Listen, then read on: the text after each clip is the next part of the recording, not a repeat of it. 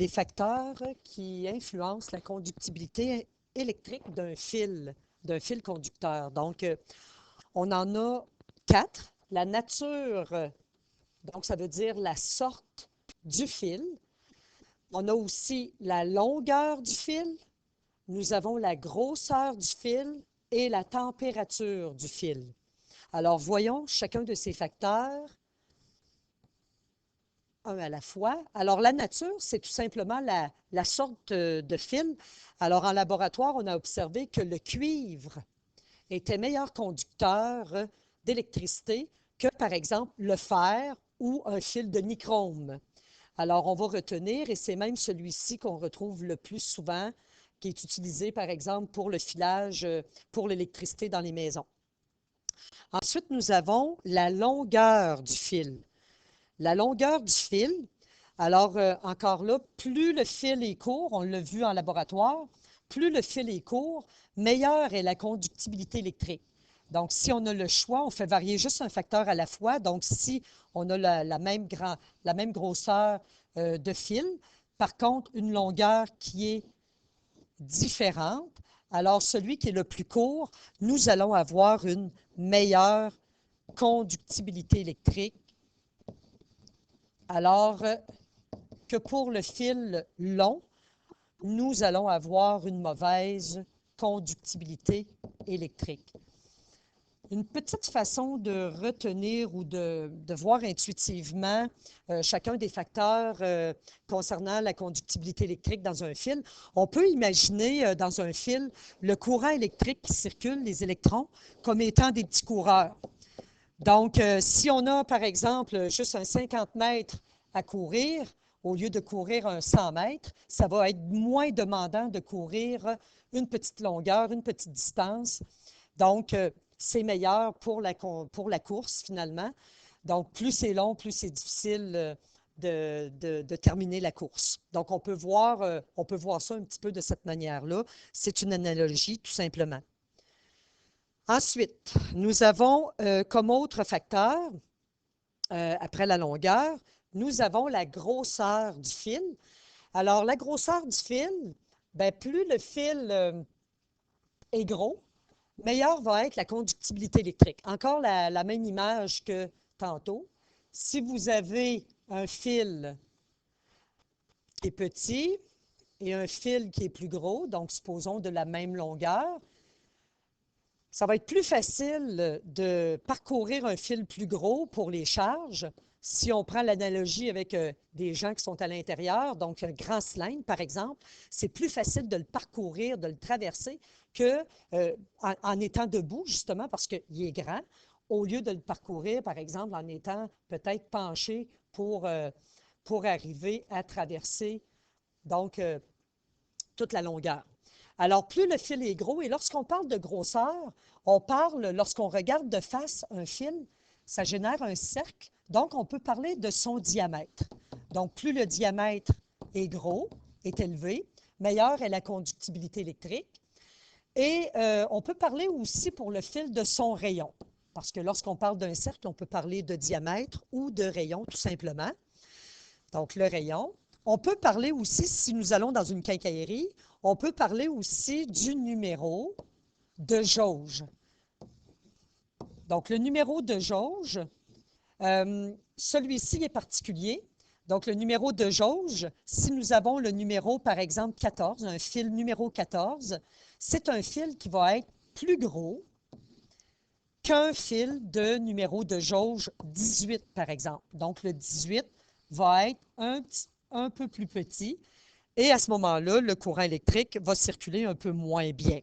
Alors, dans les maisons, les filages avec les fils électriques sont principalement faits avec des numéros de jauge 14, 18 ou 18 pour éviter justement les incendies. Parce que plus le fil est petit, alors plus les électrons ont de la difficulté à voyager à l'intérieur, ça génère de la chaleur, donc on peut avoir risque d'incendie. Ensuite, la température. La température, plus le fil conducteur avec la température, plus il est froid, plus conductibilité électrique, elle est élevée. Donc, c'est ce qu'on va retenir. Vous allez voir une vidéo qui va parler des supraconducteurs. Les supraconducteurs, justement, lorsqu'on les refroidit, c'est des matières que, lorsqu'on refroidit, les électrons vont circuler en paires, les paires de Cooper. Donc, supposons qu'on refroidit certaines céramiques, certaines matières, et ça va permettre aux électrons, finalement, plus le fil est froid, donc de bien circuler et de circuler facilement. Donc, c'est une analogie que j'ai faite avec les supraconducteurs, mais il y a plein de vidéos qu'on peut visualiser justement sur les supraconducteurs. Il faut juste retenir qu'au niveau de la température, plus le fil est froid, meilleure est la conductibilité électrique. Plus il est chaud, plus les petits coureurs vont avoir de la difficulté, nos petits électrons, à circuler. On peut penser comme analogie aussi, lorsqu'on a, par exemple, même longueur de fil, même diamètre, même grandeur, même grosseur. Alors, on peut penser à parcourir, par exemple, 2 km l'été, 2 km l'automne. Alors, c'est plus frais l'automne. C'est plus facile de parcourir le 2 km lorsque la température est plus fraîche. Donc, on peut peut-être le retenir de cette façon-là. Donc, la température, plus elle est basse pour un conducteur, alors plus la conductibilité électrique, elle est élevée. Elle est meilleure. Donc, c'est à retenir. Maintenant, ce qui est intéressant de faire avec un fil, on a vu dans un cours antérieur qu'on pouvait, avec un fil, lorsqu'un courant électrique passait à l'intérieur, on pouvait générer un courant, pas un courant, mais un champ magnétique. Alors, ce qui est intéressant, c'est lorsque on prend un cylindre et qu'on enroule un fil électrique, un fil conducteur, autour du cylindre. Alors, ce qui est intéressant, c'est que nous allons avoir un champ magnétique qui va être généré et qui va se comporter un peu comme pour l'aimant droit que nous avons étudié antérieurement. Alors ici, lorsque tout simplement on enroule un fil électrique, nous avons tout simplement ce qu'on appelle un solénoïde. Ce fil électrique-là, pardon, peut être branché à une pile, une source de courant, peu importe. On se souvient que la borne qui est positive est plus longue et la borne qui est négative ici, elle est plus courte. On associe souvent la borne négative à la couleur noire, la borne positive à la couleur rouge et le courant conventionnel, on n'oublie pas qu'on l'avait identifié avec un petit i ou bien un grand I. La petite flèche au-dessus veut tout simplement dire que c'est vectoriel, mais ce n'est pas nécessaire de l'écrire. On reste en 2 dimensions tout simplement. Donc, vous avez le sens du courant finalement qui va de la borne positive vers la borne négative. Donc, c'est un solénoïde. C'est très, très facile d'en fabriquer un. Donc, on avait vu la règle de la main droite, mais associée à un fil droit. C'est la même chose. On a dit tantôt qu'un solénoïde, finalement, ça nous permet de comme retrouver un aimant, la forme d'un aimant droit. Et on se souvient qu'un aimant avait un pôle nord, avait un pôle sud. Alors, la règle de la main droite va nous permettre, pour le solénoïde, de trouver justement le pôle nord. De quelle façon? C'est que les doigts vont suivre le courant électrique en respectant l'embobinement. Donc, par exemple, si j'ai un solénoïde avec des spires ici comme ça, et que le courant part de la gauche et va vers la droite, il faut suivre l'embobinement, c'est-à-dire que nos doigts vont passer par-dessus le cylindre et automatiquement, le pouce va nous donner le nord. Donc, dans ce petit exemple-là, ici, le courant va aller de la gauche vers la droite. Nous allons empoigner à ce moment-là, donc on a notre poignet. Alors, nous allons empoigner avec les 4 doigts le cylindre et le pouce va se retrouver dans cette position-là. Donc, les doigts sont pliés, c'est pour ça qu'on ne voit pas les ongles. Donc, on enroule nos doigts autour du cylindre, mais les doigts vont vraiment suivre le courant électrique. Et à ce moment-là, le pouce va nous indiquer, dans notre recette de la règle de la main droite pour un solénoïde, va nous indiquer le nord, tout simplement. Donc, le pouce va indiquer le nord. Je vais donner un autre exemple. Donc, on va terminer cet exemple-là. Ici, on va donc retrouver le nord. De ce côté-ci, automatiquement le sud. Donc, si on dessinait des lignes du champ magnétique, tout comme pour un aimant droit, on peut les orienter à ce moment-là en se souvenant qu'une ligne de champ sort d'un nord et rentre par un sud. Alors, on peut donner un autre exemple.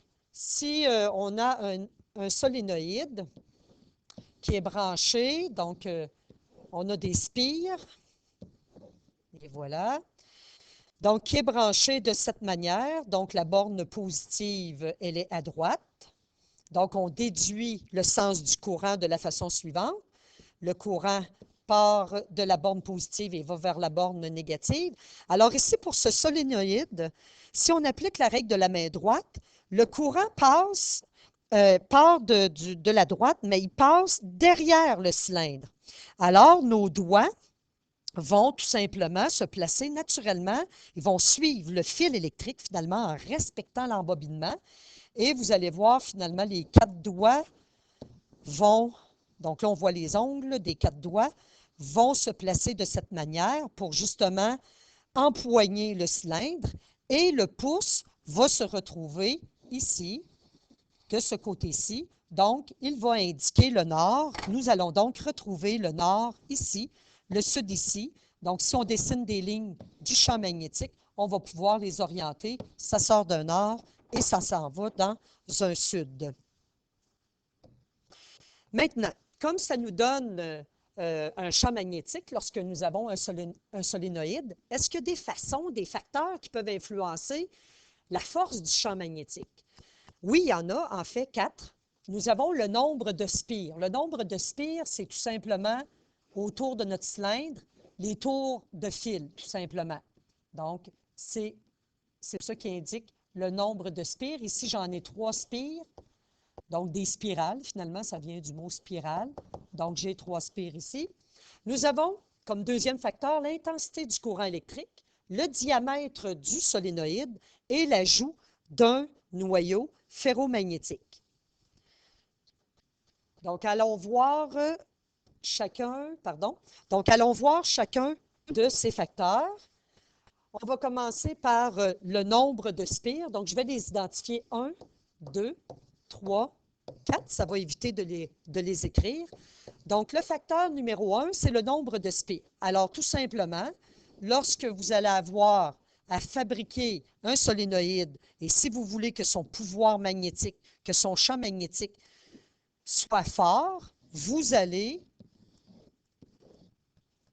enrouler autour de ce solénoïde plusieurs tours de fil. Donc, plus il y a de spires, plus le champ magnétique est grand. Donc, ici, ça correspond à un champ magnétique qui est faible. Donc, un champ magnétique qui est faible. Ici, c'est un champ magnétique. On va l'écrire comme ça, le symbole du champ magnétique. Donc, est fort ici. Donc, plus nous avons de spires, plus le champ magnétique est fort. Le deuxième facteur, donc l'intensité du courant électrique. Donc, ce sont les avantages aussi lorsqu'on travaille avec des solénoïdes. On peut contrôler le champ magnétique justement parce qu'on peut travailler sur l'intensité du courant électrique, donc faire varier le courant électrique.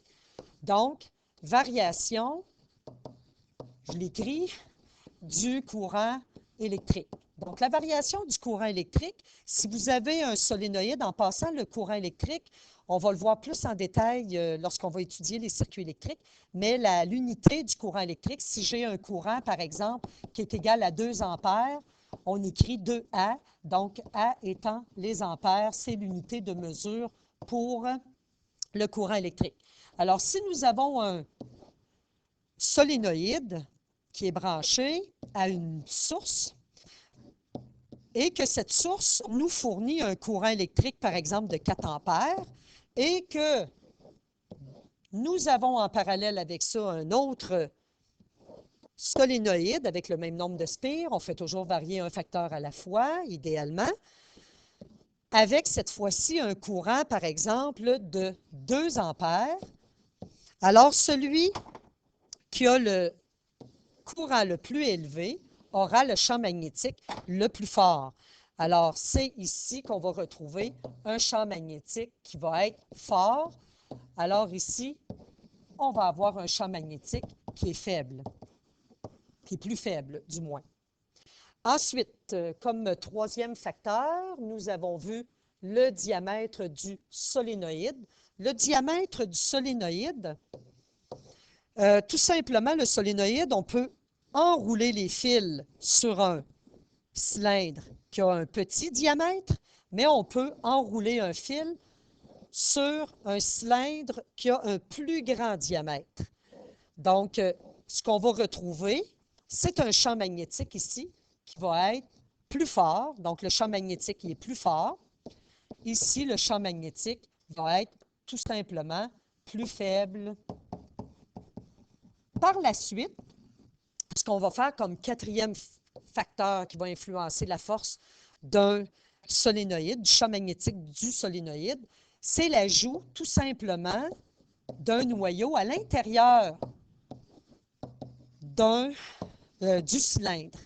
Donc, nous avons notre solénoïde.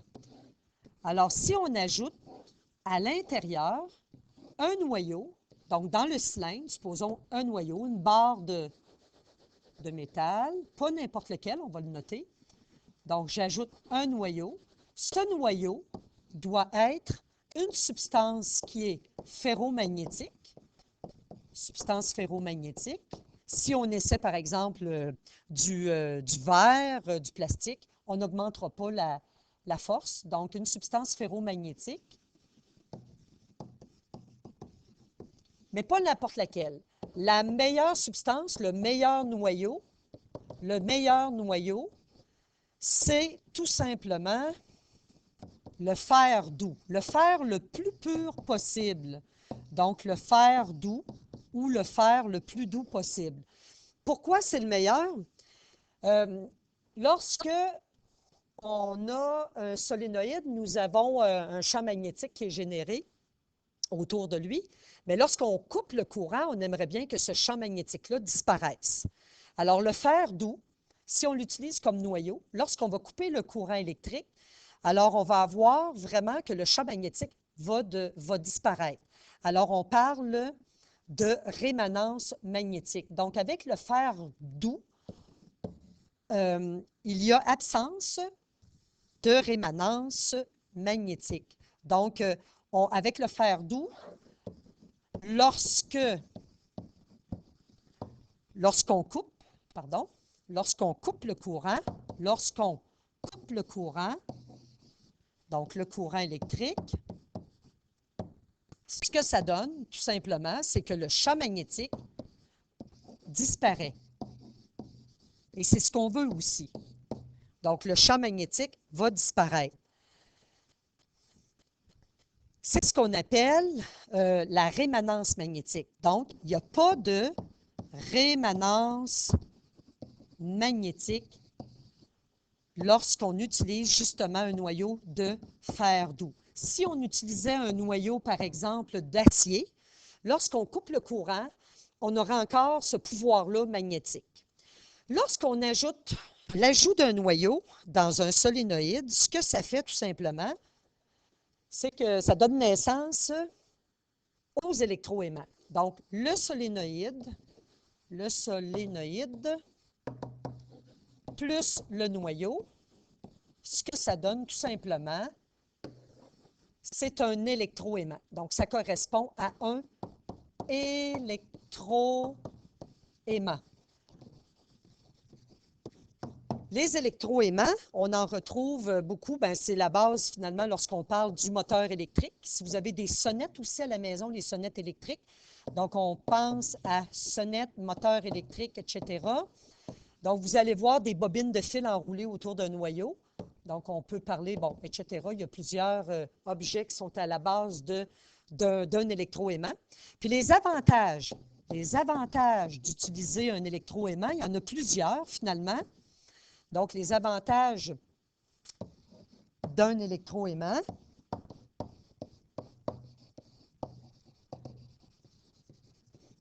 Contrairement justement à un aimant, c'est qu'on peut inverser le courant, on peut inverser les pôles, ce qu'on ne peut pas faire avec un aimant, en inversant tout simplement le courant électrique.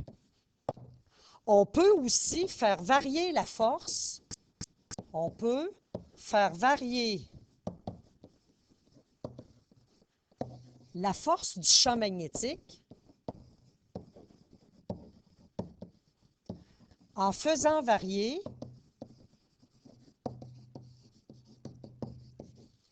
l'intensité du courant électrique. Donc, en faisant varier l'intensité du courant électrique. Plus le courant est fort, plus l'électroaimant va avoir un champ magnétique qui est fort. Aussi, on peut faire varier,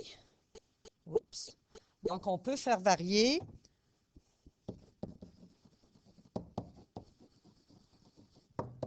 le nombre de spires. Plus il y a de spires, alors plus le champ magnétique va être élevé. Donc, un nombre de spires élevé, champ magnétique fort. Ici, le courant, donc, ici, le courant électrique, s'il est élevé, vous allez avoir un champ magnétique qui va être fort. Donc, ce sont les avantages. Aussi, il y en a un dernier, c'est qu'on peut couper, enlever, on peut faire disparaître le champ magnétique tout simplement en coupant le courant électrique. Donc, ce sont les avantages. Avec un aimant, on ne peut pas vraiment faire ça. Les électroaimants vont être utilisés aussi pour avec ceux qui travaillent avec les grues. Donc, les manipulateurs de grues, lorsqu'ils ramassent de la ferraille, vont pouvoir augmenter le champ magnétique pour pouvoir faire en sorte que la ferraille colle sur l'électroaimant. Et lorsqu'ils veulent la déplacer, ils peuvent couper le courant pour faire tomber justement la substance ferromagnétique. Du côté volet technologique en lien avec ce qu'on a vu, le fil électrique, on va aller lire les fonctions, a une fonction, donc lorsqu'on parle du fil, a une fonction de conduction. Donc, tous les matériaux qui vont conduire le courant électrique, on va dire que leur fonction, c'est la fonction de conduction. La pile ou la source de courant variable a une fonction d'alimentation.